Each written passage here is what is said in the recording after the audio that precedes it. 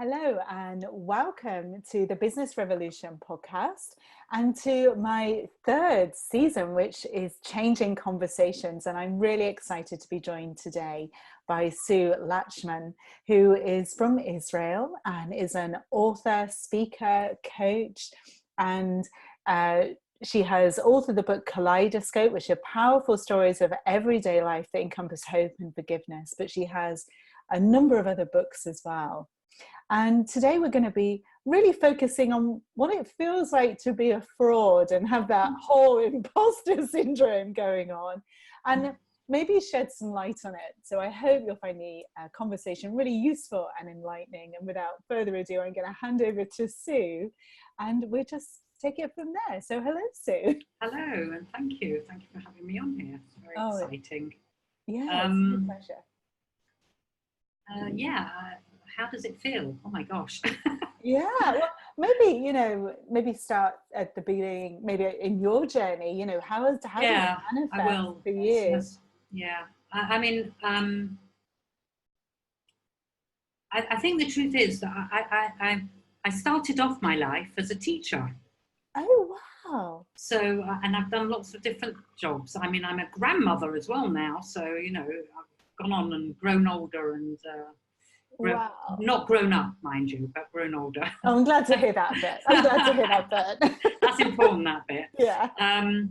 So even when I was doing that as a teacher, I used to think that someone was going to come in and tell me off because I wasn't teaching properly or in the way that they expected me to. So I've had that, I guess, for all of my life. And the truth is that I think if I speak to other people, that they tell me that they have something similar as well, that I'm not alone, even though honestly, it felt always like I was the only one and that I was going to be picked on. And I thought it was personal as well, because it's about me. So I had that right from the beginning, of being, when I was a teacher and then I came out of that and I have 5 children. Wow. My 2 youngest have Down syndrome. So I sort of by mistake, not mistake, I don't know what the right word is, but by default, I sort of fell into the special needs world. And I started fighting for my children and what they needed I came from England originally. And I started to fight for what they needed. And then I taught myself how to represent them and be their voice. And of course, other people wanted to hire me to do their stuff as well. And I started again with this feeling of, who am I to do this? Why would they want to trust me? And I would have really horrible anxiety before I had to stand up and represent them. I'm not a lawyer or solicitor. I'm just a mum and a grandmother. But I taught myself the law, and in England you can go to tribunal, which is sort of a little bit more informal, which you can represent yourself there. So I would represent parents to fight for what they needed for their children. And I would have terrible problems with it, always thinking that I was going to be caught out. Someone's going to come around the corner and tell me that, I've done something really badly wrong. And so I always, again, felt like I was a fraud, that I was doing a job that I really had no right to do. And then by chance, I came across the 3 principles. And I have to say that my life did change. But I think it's very important to know that even though my life changed,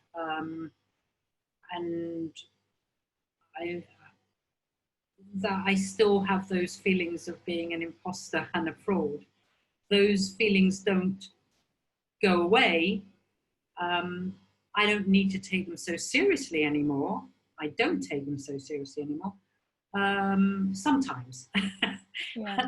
That means that sometimes I do. So when I started, so I should explain really, I had this dream that I should write a book about my life. It's, you know, I can't tell you it's colourful. I mean, I think it's interesting, but then it's my life. But I just thought, you know, I've had lots of things happening, and ever since I got married, and with my children, and you know, different pregnancies and all sorts of different things, and deaths and grief, you know, all those sort of things. I know it's the same for everybody really, but I just felt that there was something inside me that I wanted to sit and write about it. And I did start it, and I think I had it about 5 or 6 files dotted around my my computer, and I would sort of open them up and look at them and say, that's a load of rubbish, you can never do that. So there you are again, you know, that feeling of, who am I to write a book? You know, I didn't have the faintest idea what to do. And then one day I just suddenly said, that's it, I'm going to do it. And I literally sat for a week and I wrote something like 70, 80,000 words. Yeah, which was a bit, phew. Yeah. And it was like a brain dump, really. Yeah. So it was very raw, and there were bits in there that I probably shouldn't have written, but anyway, I did. But it was for me, you know, it was for me, so it wasn't so bad. And then it took me like a couple of years to really get down to it. And then a few years ago, in 2017, in June 2017, I was diagnosed with breast cancer. And I've had all my treatment and everything. I'm at the other end of treatment, but life still goes on, thankfully. But during that time, I really slowed down, and I had the book edited, and then I sorted out Kaleidoscope, which was really a lot of blog posts that I put together. But and I have to admit, and this doesn't help with the imposter syndrome and the, you know, feeling of a fraud, is that I sent it to the editor, and when the editor sent it back, I thought, this isn't my writing. This is amazing. I thought she'd just taken it and rewritten it. I thought, wow, this is incredible. I was just so bowled over by how, you know, nicely put together it was. I mean, it was grammatically correct, finally. I went to school in England, for some reason, the government at that time decided not to teach us grammar. So I haven't got the faintest idea about grammar. It's a very big problem. So I was like bowled over. And again, this sort of feeling came up with, oh my gosh, then I could never write another book because she must think I'm terrible. You know, it must be awful to read what I'd written originally. But when I asked her, you know, I thought I'd be brave enough. And she said, no, it was, you know, I didn't really need to do that much. I mean, she asked me questions and things to fill in and to explain a little bit more about something that I'd left out, maybe hadn't gone into enough. Yeah, so that sort of brings me up to date. I mean, I've written a book about my cancer journey. I mean, it's gone to the editors, but I haven't done my bit again and sorted it through. And I've written a book about relationships, which is waiting to be edited at the moment. So, you know, I've just kept going. But and I think that's something that, even though I've had these feelings of, you know, who the heck do you think you are? I've just kept going because there's something underlying that just sort of propels me and says, no, this is what you really want to do. It's fun. You're enjoying it. So, you know, just keep going. And sometimes I don't keep going, and I take it on board and I think, oh no. And I sit in the corner and I look at the screen and I don't write the darn thing. Or like today, I haven't really done very much. I've used every excuse possible. I'm good at that as well. But I love that. And I think that's one of the gifts that the principles give us, that we don't have to put anything on that. when Mm-hmm.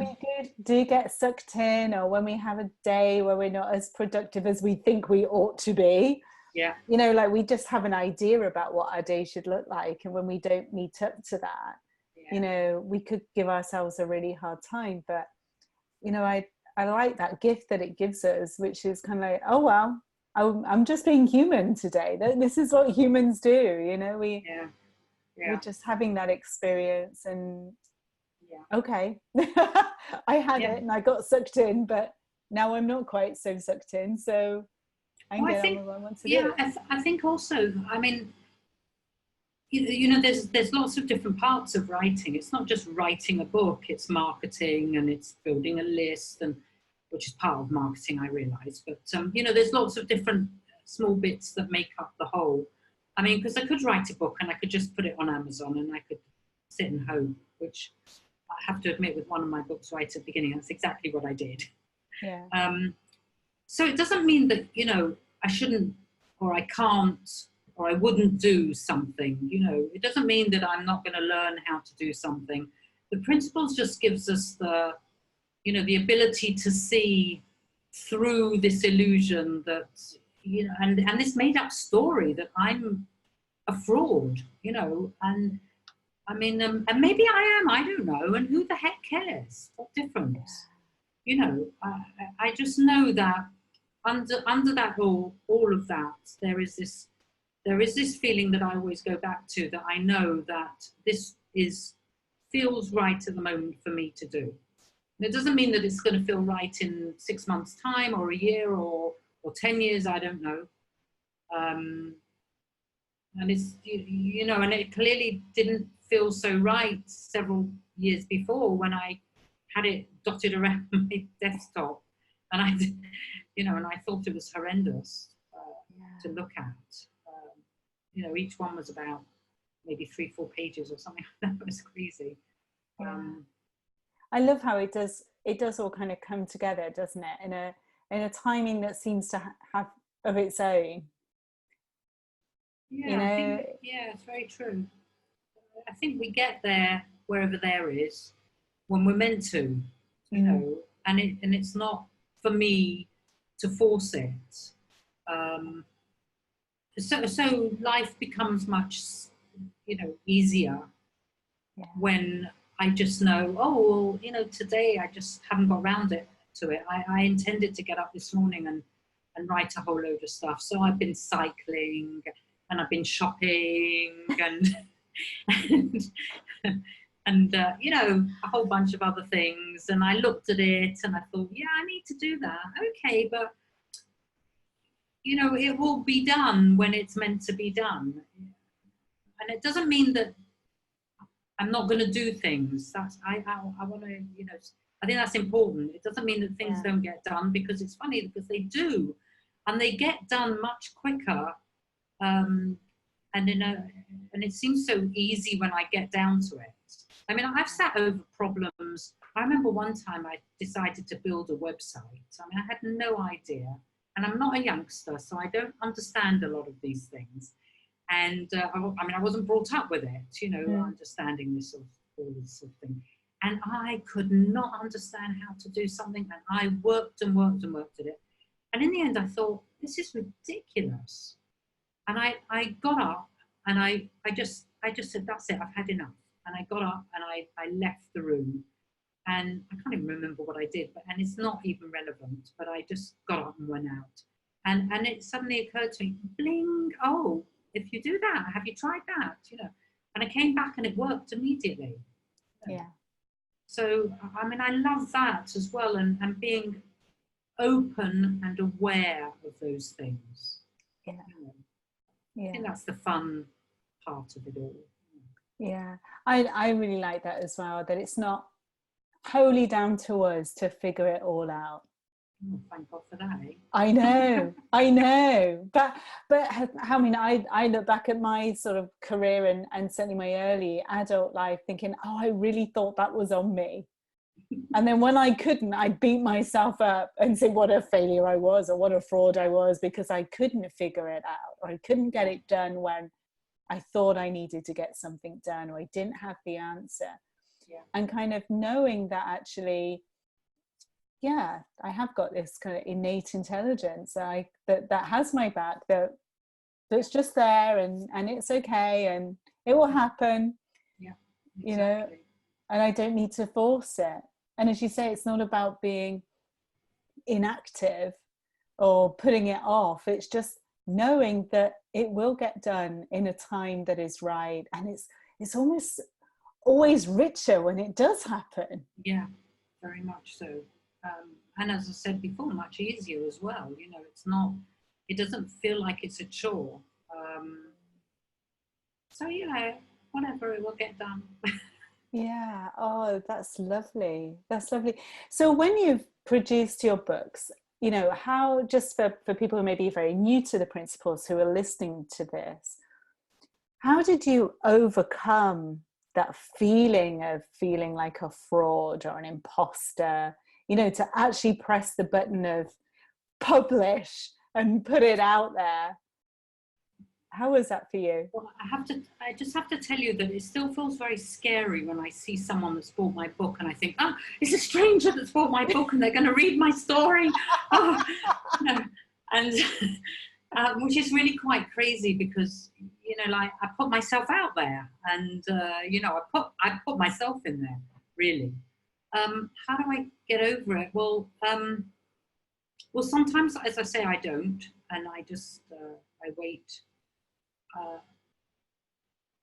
I mean, I always get over it eventually. Sometimes it takes longer for me to get over than other times.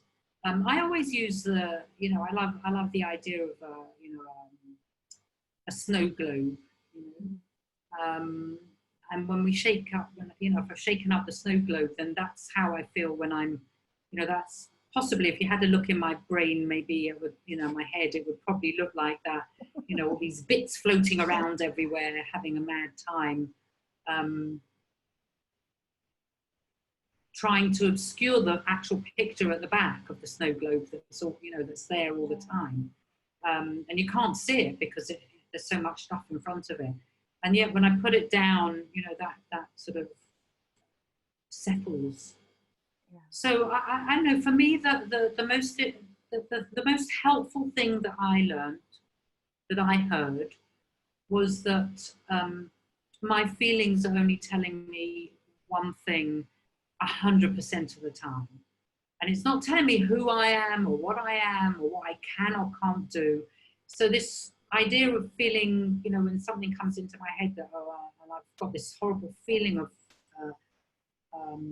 you know, an anxious feeling or whatever, for anyone else that, you know, might feel something. For me, I feel anxious and worried that someone's going to accept me, or accept what I've written, even though it's simple, easy reading.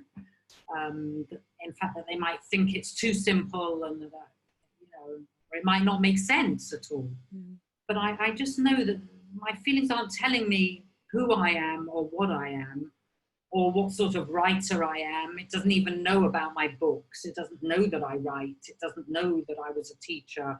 It doesn't know that I have 5 children or where I live. It doesn't know any of that. It just knows one thing, and that's what I'm thinking in that moment. Yeah. And so I'm having a bit of wonky thinking at that moment. And, you know, if I can take it seriously, and sometimes I do. And then I don't have to take it seriously. So I guess it's a sort of a choice, isn't it? Really, I don't know much about choice, you know, but I guess it's a sort of choice. I mean, when I'm in the thick of it, I don't think it doesn't feel like I have a choice to say, oh, I don't want to, you know, that's just wonky thinking. It's not like I'm trying to work on it or anything. It's just something that sort of I heard. I don't know if these are the right words, and it doesn't really matter, does it? But I've internalized, and I know that it kicks in for me naturally, that I suddenly, at some stage, wake up to the fact that, oh, hang on a minute, all this is a load of wonky thinking. That's all. And sometimes that happens really quickly, and sometimes it takes quite a while, you know. But it always kicks in. It always does. And you know, because I trust that there is a system that works, that I don't need to work, that it's always going to work. It's like, you know, if I cut my finger, I don't need to sit and look at it and, you know, hope that it's going to get better. I mean, yeah, you know, I might put a plaster, a Band-Aid on it or something, but, you know, I don't need to sit there and will it to get better. Similar, it's just going to happen. Yeah. I love that. I love that we have this self-writing part of us, that there always comes a point where we catch sight of it. You know, I liken it to kind of walking around with like ketchup on your face and you don't realize you've got it, and then you look in a mirror or see yourself in the window or something, you go, oh, you know, and you like rub it off, and it's a bit like that, you know, and we don't, and but it's okay. And I think I certainly, my experience, and I think sometimes of others when they first come to their principles, is that we feel like we have to fix the wonky thinking, so we never have wonky thinking again, and we try and prevent it. And one of the lovely things that I love about the principles is embracing that as part of our humanness and saying, actually, it's all good, even the wonky bits are good. Yeah, I love what you just said. I think that's so true. You know, and I think a lot of people hear about the principles or indeed other things and think, well, this is the cure, you know. But you know, the 3 principles are a description of how life works, not, as I'm sure other people have said this, not a prescription. It doesn't tell us how to live our lives or what we have to do or what we have to think or how we have to do something. It's just that this is how life works. And just having an inkling of how it works is extremely helpful, or it certainly has been to me. Most times, as we said before, most times. And sometimes I get really caught up in it. And it's not until you know, things have really sort of settled after a long, long time that I think, oh, wow, look where you just went. But that I like as well, because I can laugh at that. That to me is funny now. I can laugh at what's gone on. And that's my biggest thing anyway, you know, having a good laugh. Because why not? You know, I used to be so serious about it and think that everyone was going to look at me and think about me. I mean, you know, when I was a youngster growing up, it was, I think it was Carly Simon singing "You're So Vain." And, you know, and it really is, you know, why am I so vain that I think everyone's looking at me and thinking about me, and they really aren't. No. You know, but at some stage, at all stages of my life, I used to believe that that's what was happening. That, you know, people were watching me, that I was on show, I was, you know, people were going to remark about something, that they were going to tell me that you can't do that because who the heck do you think you are? You know, what right do you have to write? What right do you have to be an advocate for children with special needs and their parents? What right do you have to teach? You know, I used to, I've done some crazy things as well. I've flown small aircraft. Wow. I haven't kept up my pilot license, but I did that many years ago. And I used to shoot rifles and pistols as well. And I used to, you know, get down on the ground when I used to have to shoot at you know, something in particular. And what used to go through my head was, why are you doing this? Why do you think in a million years that you're going to come out and get any prize or even hit anywhere on the, you know, on this? And then I would settle back down, because you can't shoot unless you settle back down, because, you know, your fingers going and your head's going, so your arm moves and everything. And until you settle down and you sort of almost settle into being a part of the rifle or the pistol or whatever it is that you're shooting. And it's at that second that you suddenly realize that wow, this is the only moment. The rest is all made up and is about what you think someone thought about you yesterday, or what they thought about you last week about your shooting, it wasn't so good, or you didn't fly properly, you took too much of a left side, you went over too much to the left, or whatever it was, on the runway or whatever. And, it's all, we make up so many stories. Oh, we do. Yeah. And I love that how we bring our past into our present. And it's only really existing in our own minds, Yeah. It's like, that throwaway comment that somebody said to you when you were 17, is like, was just that, a throwaway comment that they've long since forgotten, but we bring it back, don't we, and rely on it and use it in our current, and it's, as you say, made up. It's only in our minds. It's in no one else's. Yeah, it is. Yeah. It is. And just realizing that the more present we are, the more in the now, in the moment, and then I don't know, just life seems so easy and fulfilling and exciting and light and okay. Yeah. I don't think you need to be anything else. You don't, I think I was always looking to be happy or happier, or why wasn't I happier? Why wasn't I, why did I always think that someone was watching me, But I realized that just being okay and even not being okay, or being okay with not being okay, is okay. That's a lot of okays, I'm sorry, but you know what I mean? No, I do. I know what you mean. It's kind of like we are always okay, even when the experience that we're running might not be as enjoyable as we would like. Yeah. We're still okay, even when we're beating ourselves up about something. We're still kind of okay, aren't we? We're just like not having a great experience, but even knowing that will pass, and we can laugh at ourselves for getting sucked in, and that's okay too. Yeah, I think that just for me, has made life a little more pleasant. A lot more pleasant, actually, not a little, a lot more pleasant. And as I said, it doesn't mean that I'm not going to get my papers back, my manuscript back, and it's not going to have. I mean, the first time she put it in red, it was all light red. I felt like I was at school, and I thought, oh my gosh. I mean, I've got to tell you, because it just suddenly occurred to me, when I was, I think when I was 10, 11, I had my luck, I had the same teacher for the last 2 years of my junior school, and he believed that I was going to be a nothing.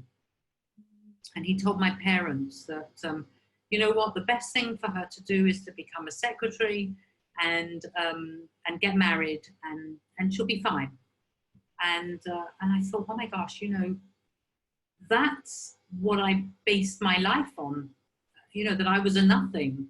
And so whatever I was doing then, even though I had this passion for being a teacher from the age of 5, I thought, well, I'm never going to be able to do that because my teachers told me I'm not capable. So I really felt like, how can I even think of doing that? But I mean, I did become a teacher. I mean, I moved through that even without understanding the principles. I was able to move through that and to keep moving. Okay, maybe it was slower, but it's, I mean, who knows? I made that up as well. I don't know if I was slower. I mean, I just was how I was. And I just moved through it all, and I did become a teacher, and many other things, and I've had I've still had a rich, full life, even though I sometimes think I'm a fraud and an imposter. Yeah. I love that. I love how life kind of flows through us, irrespective of what we think. Yeah. Thankfully, I mean. Thankfully, yeah, thankfully. Although what occurred to me to ask you is, have you found that since you've seen more on this journey, that you are freer with your writing and what you produce and where you want to go? And yeah, very, very much so.